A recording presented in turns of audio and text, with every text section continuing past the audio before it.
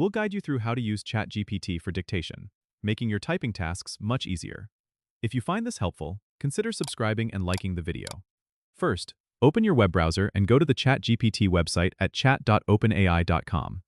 Once you're on the homepage, you'll need to log in with your OpenAI account.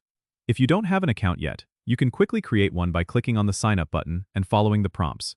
After you're logged in, navigate to the chat interface where you'll be interacting with ChatGPT.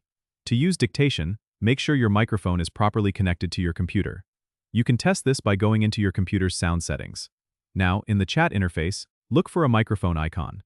This is usually located near the text input box. Click on it to begin dictating.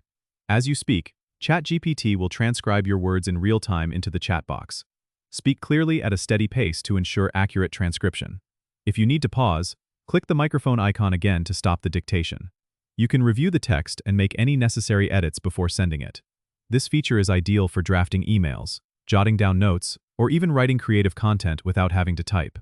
It's important to remember that while the dictation feature is quite accurate, it's always a good idea to proofread the text for any minor errors.